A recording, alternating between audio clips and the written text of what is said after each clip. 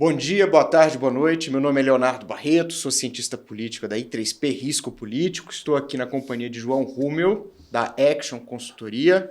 E hoje nós temos o prazer de receber o deputado Zé Vitor, do PL de Minas Gerais, segundo mandato, uma das vozes mais importantes do agro no Congresso Nacional, e que aceitou, participar desse programa para a gente conversar um pouquinho sobre esses movimentos das placas tectônicas, que acontecem no Congresso Nacional. E vou começar, deputado, comentando essa configuração pouco usual que se criou em torno da reforma tributária com dois GTs, com cada um com um projeto de regulação, sem aquela tradicional figura do relator. Eu queria saber como é que você está avaliando a expectativa, a sua avaliação sobre a organização institucional dessa votação, o que no final das contas a gente vai aprender com o término desse processo, que eu nem sei quando começou, de construção de uma reforma tributária no Brasil. Bom, então, na mesma medida, primeiro, bom dia, boa tarde, boa noite, E isso é extremamente curioso esse assunto, Porque, primeiro, por uma iniciativa popular, vamos dizer, natural, inclusive você, João, ajudou muito na coordenação de tudo isso, pelo menos em fomentar tudo isso. Era muito legítimo que a sociedade, principalmente através das entidades, com a participação das frentes parlamentares, os deputados organizados em frente também, se organizaram em um grupo previamente, já depois de reforma aprovada, depois de PEC aprovada, para então ditar o tom daquilo que julgava como ser justo e necessário para o Brasil continuar avançando. Eu não vou dizer que foi menosprezado, porque não acho que é esse o tema, mas numa tentativa também de reação de participar do processo, o governo se organize, o presidente da casa tentando também, de alguma maneira, participar das discussões, uma vez que, embora tenha tido oportunidade, não participou efetivamente, trouxe para si algumas responsabilidades. E traz algumas responsabilidades que eu acho que a gente vai observar nos próximos dias. O grupo tem uma missão, tentar, com a pluralidade que tem, os maiores partidos ali representados, garantir os votos. Isso, em conversas de bastidores, os partidos ali representados têm uma certa responsabilidade, garantir o apoio para aquele texto que está ali. Bom, mas um grupo fechado, que, como você bem disse, não tem relator e teve pouco ou nenhuma possibilidade de participação dos parlamentares. Então, o que a gente vai ver acontecer agora é o seguinte: um texto colocado em cima da mesa, discutido por eles, escrito por todos, ou por alguém, sabe-se lá quem. Eu não faço uma crítica à falta de relator, embora seja difícil você ter que conversar com 7, porque eu sei que nem mesmo eles têm uma unanimidade entre eles. Mas o que o presidente quer, eu tenho certeza, o presidente Arthur Lira, é buscar um texto consensual com a participação dos partidos e quase que com a obrigação de acompanhar o resultado daquilo ali. Aí eu acho difícil. Hoje mesmo, a gente percebeu um movimento de parte da oposição, falou, nós não vamos aceitar. Mas eu acredito que deve ter uma gordura ali. Então, acho que essa é a grande escapatória deles. Apresenta um texto minimamente conversado, com possibilidade dos partidos terem ganhos em cima daquilo. Aí é o que eu vejo. Suponhamos que fique de fora, vamos imaginar, o leite. Algum partido ou algum grupo se movimentar, se comprometer a inserir o leite, como exemplo, na cesta básica que seja, com o compromisso de, então, apoiar o texto como um todo. Então, acho que tem ali essas pegadinhas, essas possibilidades de um novo jeito de tentar chegar num texto e de encontrar votos. Certamente a gente vai ver algumas possibilidades de partidos participarem dessa maneira de barganhar amanhã, ou nos próximos dias. Eu vou fazer um comentário um pouco provocativo. Você citou 3 coisas que são relevantes. A primeira, a coragem do Congresso aprovar um texto da reforma. Sim. Tá certo? Que é uma. O segundo ponto, você colocou que as frentes tiveram uma participação efetiva de colocar os temas no debate antes do processo iniciar dentro do Congresso. Você colocou que isso provocou e forçou a sociedade a ser proativa. Sim. E o terceiro ponto, você colocou uma coisa muito importante, que o Lira está olhando, pela sua explicação, de fortalecer os partidos.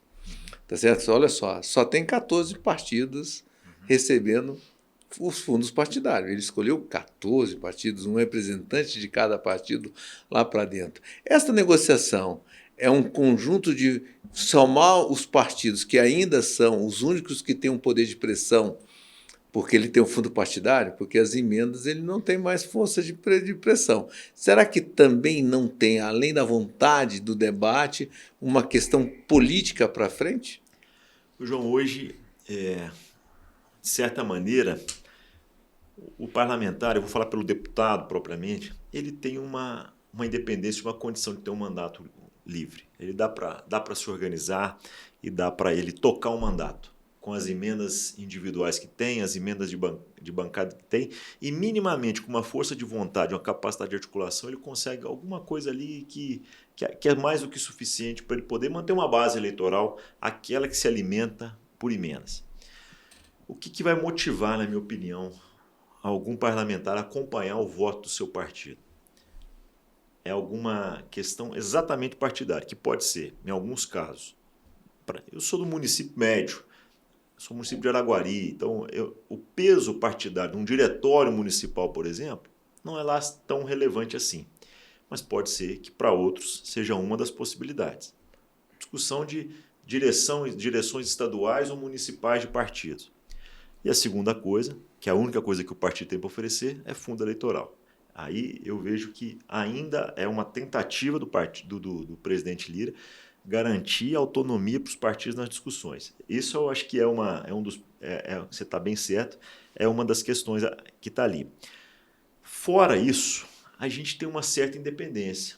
Uma bancada do agro que tem tido coragem de enfrentar alguns desafios, uma bancada evangélica que tem a sua coragem também, e outras tantas bancadas que, por menores que sejam, podem ser ali pressionadas externamente para tomar alguma atitude.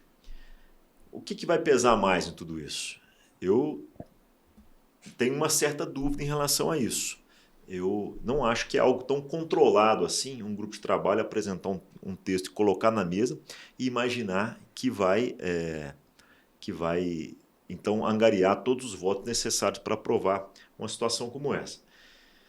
Eu acho que pesa nesse momento a força externa da sociedade. Eu particularmente acredito que vai ter um peso para alguns muito forte. Por exemplo, se fica de fora, eu estou imaginando isso, se fica de fora a carne, é uma ótima bandeira para o PL, por exemplo, porque, falando abertamente aqui, até abrindo uma estratégia, quem é que deixou a picanha de fora da cesta básica? Não foi o PL, mas quem é que vai pôr a picanha na cesta básica? Foi o PL? Acho que tem coisas desse tipo que são movimentos que podem ser feitos, que os partidos podem aproveitar e, enfim, surfar numa onda. Difícil medir, mas eu acho que a pressão externa vai ter um peso grande e os partidos podem ser protagonistas em momentos como esse agora, de pequenas correções ou inserções na reforma tributária. A gente tem falado, deputado, já há algum tempo, de uma blindagem que os parlamentares ganharam em relação ao executivo exatamente em razão das emendas, né? Que você mencionou aqui. Agora, o que chamou a atenção nessa reforma tributária foi também uma certa blindagem do processo político em relação aos lobbies de grupos de interesse, de grupos empresariais, porque a gente sabe que a reforma tributária é a reforma mais difícil que a gente pode imaginar, porque hoje, a rigor, cada setor tem o seu próprio sistema tributário, né? Você tem um sol para cada um aqui. E, de fato, desde que a reforma tributária ela ganhou corpo e o pessoal disse que ela seria votada, é claro que houve uma permeabilidade, né? Ela abriu exceções, ela abriu espaços, mas não a ponto dela ser inviabilizada, como em vários outros momentos isso ocorreu. Se as emendas parlamentares blindaram, né, o deputado do executivo, a gente pode dizer que o financiamento público blindou os deputados dessa influência empresarial, dessa influência dos lobbies? Como é que está essa relação hoje dentro do Congresso? Especialmente o fim do financiamento privado de campanhas por empresas. Né? Eu acho que tem outras maneiras, durante um mandato, dos setores econômicos participarem do mandato. O espaço propriamente que um setor abre para a participação de um parlamentar tem muito peso. E nem sempre é mensurado, mas dá um dinamismo para o mandato do parlamentar, então, e dá um rótulo, dá uma cara. Né? O deputado do agro, o deputado do café, o deputado do queijo, o deputado da... As frentes, elas materializam isso, né? Eu acredito hoje, as frentes, algumas em especial, adquiriram uma força tão grande que as comissões estão muito esvaziadas, né?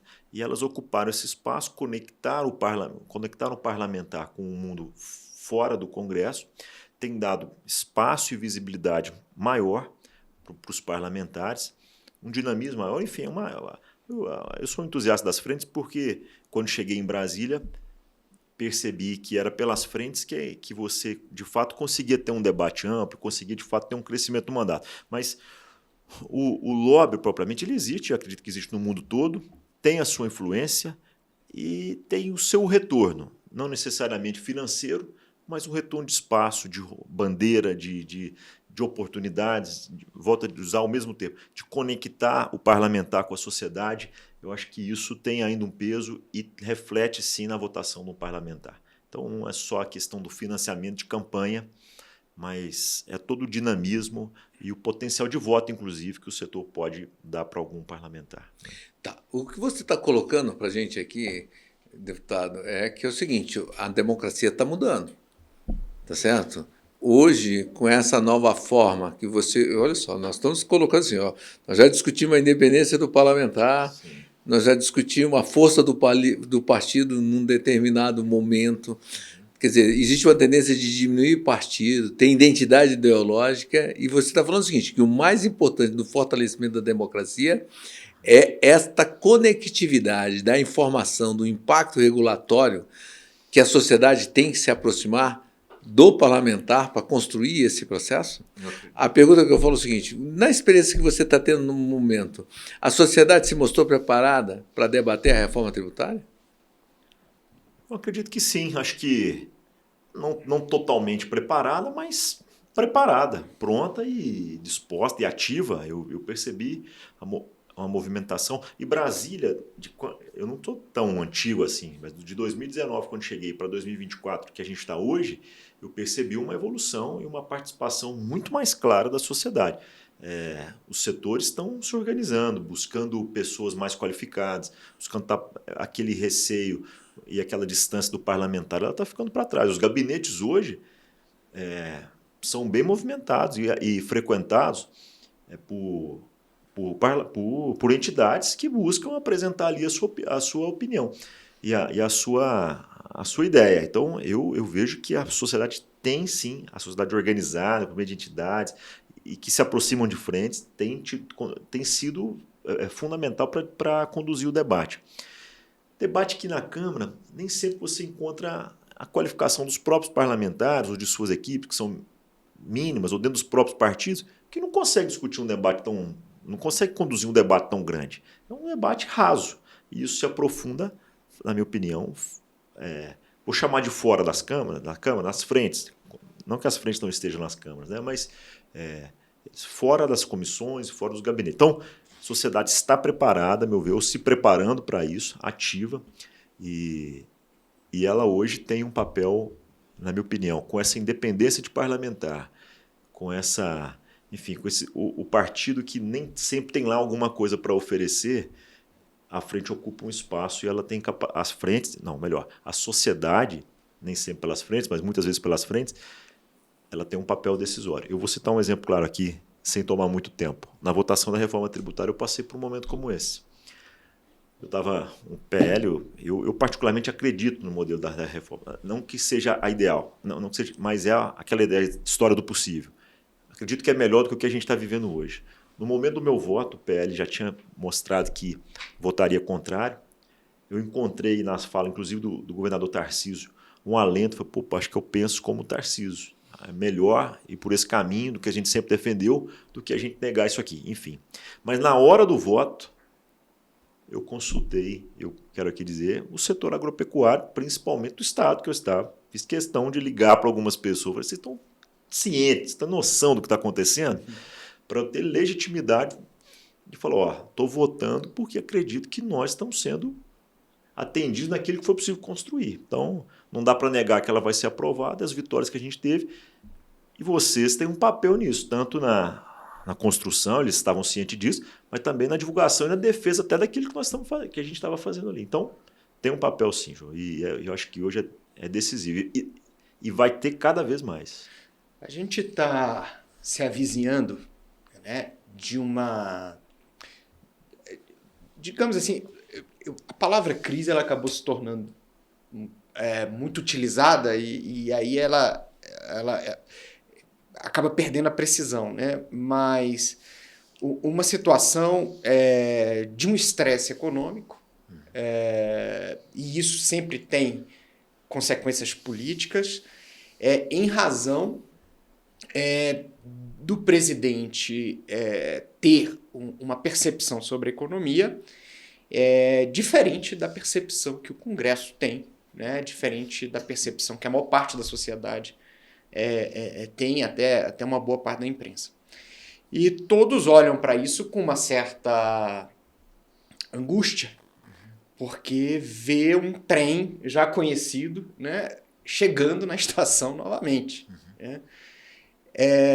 E muitos acham que a gente pode caminhar para um impasse no sentido de que o presidente talvez não tome as medidas que sejam necessárias em razão das suas convicções ou dos seus propósitos eleitorais. Enfim,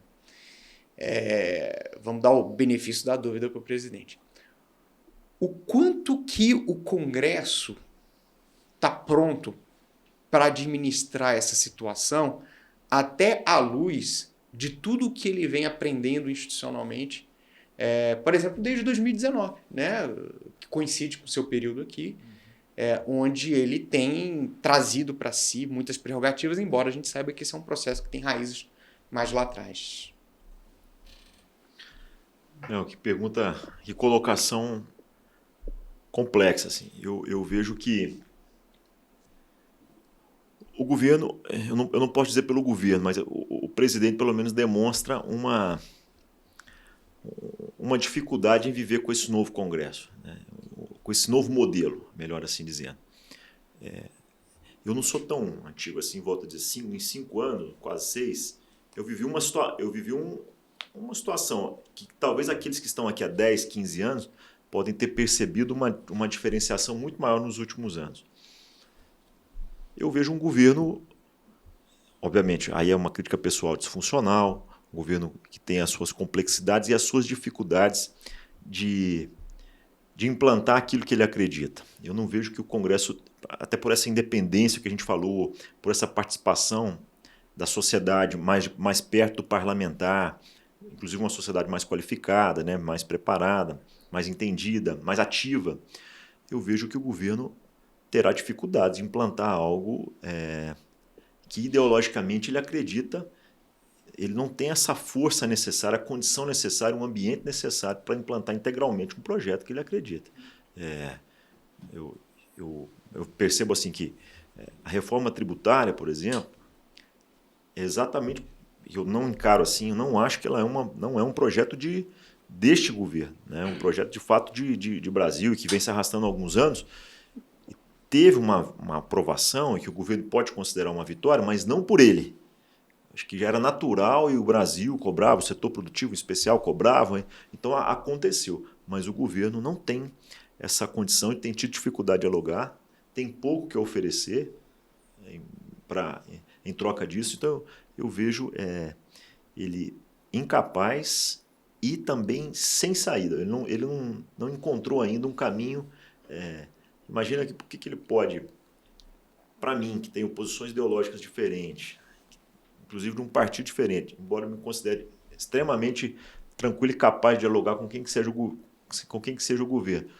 Mas eu não vejo ele capaz de me motivar de hipótese nenhuma, a aprovar uma ideia de governo, uma ideia de país, e não faz comigo, não é capaz comigo e não é capaz com a maioria da Câmara. Então, assim, uma resposta difícil, mas tentando ser objetivo, acho ele disfuncional, acho ele pouco capaz, acho que ele tem poucas armas e alternativas para mudar esse jogo, e acho que ele não vai implantar o modelo de país que ele quer, porque o Congresso está mais livre e porque a sociedade está mais presente no dia a dia da Câmara. Bom, é isso. Quando você coloca isso, outro dia eu fiz um comentário com a gente. Então, você está falando que a possibilidade de uma ruptura, de um divórcio, de um relacionamento entre o executivo e o legislativo, existe uma possibilidade. Ou você acha que eles estão capazes de sentar na mesa para construir um meio termo?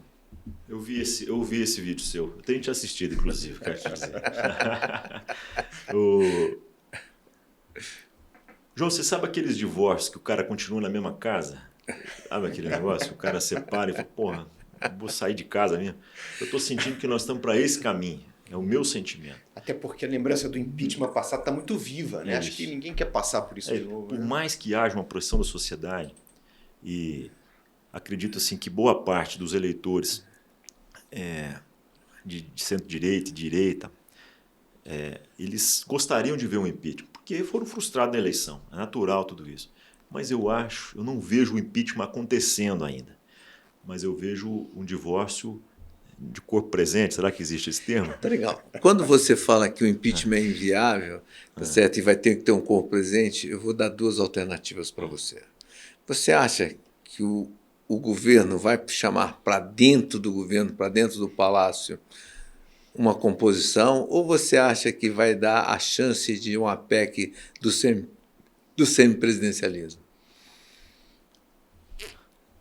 Eu gostaria, acho que seria melhor para o país uma PEC, vamos usar esse termo, de um semipresidencialismo, de um modelo que se encaixe no Brasil nessa linha. Eu acho que seria mais saudável, até para ter um compartilhamento de responsabilidades e de obrigações. O Congresso, eu sinto, que está muito fortalecido. E o governo, por certa maneira, sofre com esse fortalecimento. Então, ou a gente estuda um modelo, acho que isso pode acontecer, dependendo de quem for o próximo presidente da Câmara e até do Senado, dependendo do perfil, da habilidade, da sua capacidade de demonstrar essa capacidade de liderança, de ser um grande nome, um primeiro-ministro ou qualquer outro termo que seja aplicado, se ele demonstrar isso, eu acho que pode acontecer. Então, aí depende do perfil de quem vai. Agora, do contrário, João, o governo não tem outra alternativa a não ser, de fato, distribuir esse poder mais, e numa tentativa.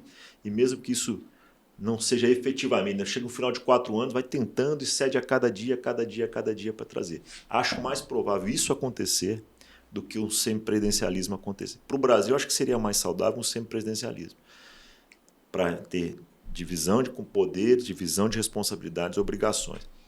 Mas eu vejo mais provável que haja, na verdade, uma cessão total do governo para ter governabilidade. Mas aí o Congresso teria uma agenda ou se empurraria o governo até o final? E aí, daqui a pouco vai ter que discutir marco fiscal de novo, né? Porque isso não vai parar de pé. E aí seria um governo onde basicamente não seria discutido quase nada de propositivo para o país, digamos assim, uma agenda positiva, né? Porque provavelmente a gente vai voltar a discutir questão fiscal depois da eleição municipal, né? Ou o Congresso poderia ter uma outra agenda, você sente... Embora a reforma tributária já seja uma grande entrega, né? Eu acredito. Olha, nós temos que definir realmente que temas que a gente quer discutir. Parte do Congresso quer cada vez mais poder e menos responsabilidade, né? Cada vez mais recursos e menos responsabilidade. É difícil quebrar esse ciclo, é difícil dizer, porque está muito cômodo para algumas pessoas um Congresso mais forte e poucas responsabilidades. Mas eu não acredito que esse sistema de hoje se mantenha. Eu acho que ele se esgota na medida em que o Brasil vai precisar de respostas. Né? Nós vamos encontrar uma dificuldade fiscal próxima e uma questão orçamentária também, um colapso orçamentário, porque a qualidade dos gastos públicos, nós não estamos discutindo essas questões. Então, está muito cômodo e fácil denunciar uma questão, por exemplo, de um hospital federal que não está em boas condições e a gente não consegue, então, direcionar recursos efetivamente para isso, porque cada um tem feito de alguma maneira. E não que eu ache isso errado, assim. Eu só acho que a gente precisa dividir responsabilidades também. Não acho que a gente volta do ponto que a gente está. Os números que nós temos hoje, de emendas de bancada e tudo mais, agora a qualificação do gasto é que eu acho que tem que ser a grande discussão daqui para frente. Como é que a gente vai qualificar esse gasto? O que nós temos ou o que vai vir além disso? Aí esse é o ponto, o desafio que nós temos. Provavelmente é a próxima agenda mesmo, né? A organização desse controle que o Congresso tem do orçamento. Né? É isso. Eu falo, eu vou fazer um comentário aqui, que é o seguinte, eu fui gestor público no primeiro governo Lula. Tá certo? Só para você ter uma ideia, o Ministério da Agricultura naquele ano tinha quase 80 programas. Tá certo? Hoje tem 3. Eu tinha quase 300 ações. Tá certo? Hoje eu tenho 70. O que aconteceu? Eu não tenho meta. Vou dar um exemplo da agricultura que você conhece. Antigamente tinha erradicação da fitose. Sim. Hoje eu tenho melhoria da qualidade sanitária. Qual é esse parâmetro? Como é que mede isso? Né? Como é que mede isso? E aí, qualquer recurso para melhoria da qualidade da sanidade cabe e pode fazer qualquer coisa em relação a isso. Então, eu acho que esse é um problema grave a ser discutido. E eu acho que aí nós temos um problema. Tá certo? Que é o seguinte, quem é que tem condição de discutir isso e criar esses parâmetros? Quem vai ocupar esse espaço? Aí eu vou fazer uma provocação. A sociedade que está se organizando vai se preparar para isso? Ou a casta de funcionários públicos concursados que foram preparados para isso vão dominar isso e fazer a pressão que o executivo não pode fazer sobre vocês? João, eu acredito que cabe à sociedade, talvez seja ela a única capaz de se organizar e colocar um pouco de juízo e... Estou colocando aqui uma fala bem extremista, né, de juízo, como se o Congresso não tivesse. Não é isso. Mas cobrar que isso aconteça. Por quê? Eu não vejo os servidores públicos com essa capacidade de mobilização e definição de metas, talvez nem motivação para isso. Agora a sociedade sim, porque a sociedade ela vai perceber o serviço não acontecer. Nem vou dizer se deteriorar, porque também pode ser que aconteça, mas ela vai ver que o gasto público não tem acontecido e como deveria acontecer, ou como ela acha que deveria acontecer, ela pode cobrar uma posição. E aí ela tentar então reorganizar tudo isso. E talvez seja ela mesmo a única capaz de mediar um conflito como esse. Como é que a gente, num Congresso tão forte, que não quer perder poder, com um governo que não consegue se organizar, não consegue ter uma agenda, não consegue estabelecer metas, não consegue estabelecer programas, quem é que vai cobrar no meio de tudo isso? Eu acredito que a sociedade, em algum momento, ela vai começar a ser mais propositiva e com cobranças mais duras em relação a isso. É uma discussão que eu nem tinha parado para pensar, mas vocês me fizeram pensar aqui e acho que pode ser que seja o caminho do Brasil. Muito bom, é um período de discussões não triviais, João. Olha, vou encerrar com pena, mas muito obrigado, viu, deputado, Obrigado, pela possibilidade, pela conversa, foi Valeu. Excelente. Valeu. João, fantástico, viu? Muito bom, obrigado. Nós não falamos do Cruzeiro, pô. A gente vai ter outras oportunidades. Então, Obrigado, deputado. Valeu, obrigado. Obrigado. Valeu.